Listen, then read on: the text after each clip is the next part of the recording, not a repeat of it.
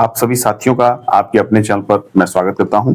ये क्लास जो चल रही थी उसी को हम कंटिन्यू कर रहे हैं। देखिए सीटेट जुलाई 2025 को लेके हम टारगेटेड हैं और जैसा हेडिंग आप देख पा रहे हैं सीडीपी बाल विकास, यानी कि ये क्लास 5 है सीडीपी का और संपूर्ण सीडीपी हम थ्योरी के साथ पढ़ रहे हैं। इसमें देखिए सहसावस्था और संवेगात्मक विकास हम पढ़ेंगे और सहसावस्था एवं शिक्षा, तो किन किन चीजों पर असर पड़ता है इसका, उपयुक्त वातावरण, उचित व्यवहार, उचित पोषण, जिज्ञासा के संतुष्टि आदि ऐसे कई टॉपिक्स हैं जो हम इस क्लास में अध्ययन करेंगे और समझेंगे इन सारे टॉपिकों को बारीकी से। तो सबसे पहले हम जान लेते हैं कि सहसावस्था और संवेगात्मक विकास क्या होता है। जन्म से ही शिशु का संवेगात्मक व्यवहार आरंभ हो जाता है, यानी कि संवेगों के आधार पर व्यवहारों का आदान प्रदान होना। लेकिन नवजात शिशु में तेज आवाज से भय, ये आप सभी यानी कि बोलचाल की भाषा में भी समझते होंगे। उसकी शारीरिक गति में बाधा डालने से क्रोध और थपथपाने व दुलारने से प्रेम के संवेग की उत्पत्ति होती है। जन्म के समय शिशु में संवेगात्मक प्रतिक्रियाएं केवल उत्तेजना मात्र होती हैं। जब वह 3 माह का हो जाता है तब उसमें कष्ट और आनंद के संवेग दिखाई पड़ते हैं। 6 माह की आयु में उसमें भय और क्रोध के संवेग दृष्टिगोचर होते हैं। 1 वर्ष की आयु में शिशु में प्रेम और उल्लास तथा 1.5 वर्ष की आयु में ईर्ष्या का संवेग दिखाई देने लगता है। 2 वर्ष की आयु में शिशु पहले से ही अधिक प्रसन्नता और आनंद, क्रोध व घृणा तथा भय दिखाने लगता है। आयु बढ़ने के साथ संवेगों की तीव्रता बढ़ने लगती है। लगभग 3 वर्ष की आयु पूरी करते करते शिशु में सभी संवेगों का विकास हो जाता है। तो ये सहसावस्था और संवेगात्मक विकास की जो परिभाषा थी उसे हम यहाँ पे क्लियर किए। आगे बढ़ते हैं। देखिए सहसावस्था एवं शिक्षा, जैसा कि टॉपिक मैं पहले हेडिंग पे बता चुका हूं, तो सहसावस्था शिक्षा की दृष्टि से अत्यंत महत्वपूर्ण अवस्था है। ठीक है, अवस्था होती है। इस अवस्था में बालक सर्वाधिक अधिगम प्राप्त करता है। अधिगम मतलब सीखने की प्रवृत्ति होती है तथा इस अवस्था में ऐसी शिक्षा होनी चाहिए जिससे शिशु का सर्वांगीण विकास हो। सर्वांगीण विकास हो रहा है पूरा का पूरा, यानी कि ऑल ओवर हो सके। इस अवस्था में शिक्षा की व्यवस्था करते समय निम्नलिखित बातों का ध्यान रखना चाहिए। तो पहला शिक्षक व्यवस्था जो होगा उसमें उपयुक्त वातावरण होना चाहिए। तो शिशु का विकास उपयुक्त वातावरण में ही संभव हो पाता है। अतः उसके शैक्षिक विकास हेतु घर एवं विद्यालय दोनों जगह अच्छे एवं उपयुक्त वातावरण के निर्माण का प्रयास करना चाहिए। दूसरा है उचित व्यवहार। सहसावस्था में बालक का शरीर एवं मन कोमल एवं लचीला होता है। अतः उनका पालन पोषण में माता पिता एवं अभिभावकों को बहुत सावधानी रखने की आवश्यकता होती है।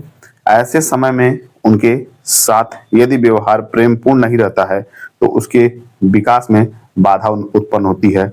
डांटना, मारना, पीटना, भय या क्रोध दिखाने आदि से उसका विकास अवरुद्ध हो सकता है।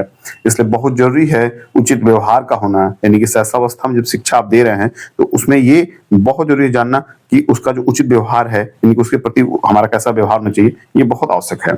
तो इसको हम इन सारे टॉपिक से सीखने का प्रयास करेंगे। अब तीसरा है उचित पोषण। शिशु के शारीरिक विकास के लिए उचित स्वास्थ्यवर्धक भोजन की व्यवस्था होनी चाहिए। संतुलित भोजन से बालक का शारीरिक विकास उत्तम प्रकार से होता है। अतः इन बातों का अभिभावक एवं अध्यापकों को विशेष ध्यान रखना चाहिए। देखिए जिज्ञासा की संतुष्टि। इस अवस्था में शिशु की ज्ञानेंद्रियों के द्वारा विभिन्न प्रकार के अनुभव प्राप्त होने लगते हैं।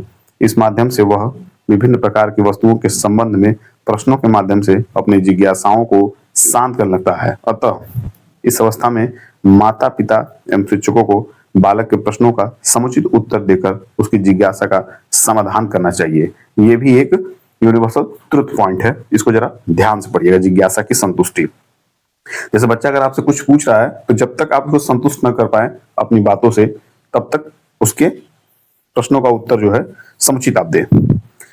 बात करें 5वें टॉपिक की, आपके सामने मूल प्रवृत्तियों का प्रोत्साहन। अब शिशु के व्यवहार का आधार उसकी मूल प्रवृत्तियां होती हैं। इन प्रवृत्तियों का दमन होने के कारण शिशु का विकास अवरुद्ध होता है। इसलिए उन्हें शिक्षा प्रदान करते समय शिक्षकों एवं अभिभावकों को इसका ध्यान रखना चाहिए कि मूल प्रवृत्तियों का प्रोत्साहन बना रहे।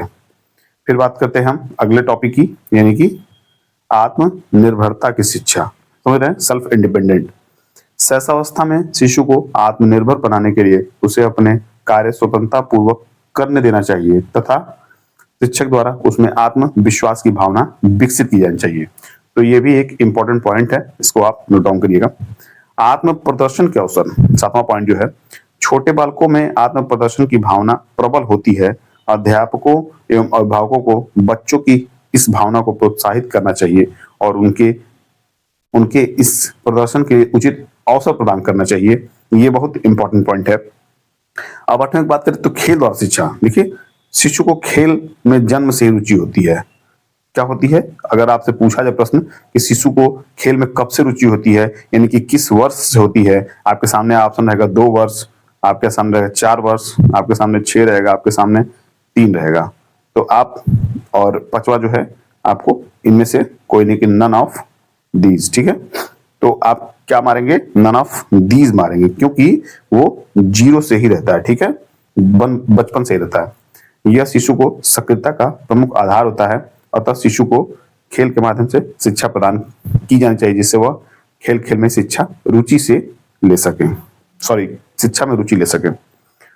9वें की बात करें, खेल एवं क्रिया द्वारा शिक्षा। तो शिशु बहुत अधिक क्रियाशील होता है, इसलिए इस अवस्था में शिशु को पहले अकेले खेलना और फिर दूसरों के साथ खेलने का अधिक अवसर दिया जाना चाहिए, जो कि समुचित व्यवहार है। बात करें इस टॉपिक की, यानी कि 10वां नंबर का, तो मानसिक क्रियाओं के अवसर। शैशवावस्था में मानसिक क्रियाशीलता बहुत तीव्र होती है, अतः अध्यापकों एवं अभिभावकों को चाहिए कि बच्चों को ध्यान, तर्क, चिंतन, कल्पना आदि मानसिक क्रियाएं करने के लिए उचित अवसर प्रदान करें। बात करें 11वें की, तो मानसिक विकास हेतु अवसर। शैशवावस्था के प्रारंभ में शिशु एकांत प्रिय होता है।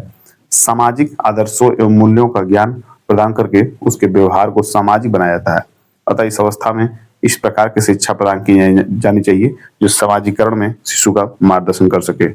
12वें की बात करें, अच्छी आदतों का निर्माण।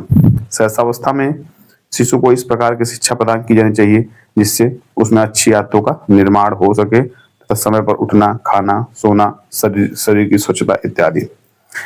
बात करें व्यक्तिगत विभिन्नता पर उचित ध्यान। देखिएगा जरा, ये इंपॉर्टेंट पॉइंट, मैं इसलिए इसको अलग कलर में आज दिया हूं ताकि इसको आप थोड़ा मतलब इंटरेस्ट लेके इसको पढ़े।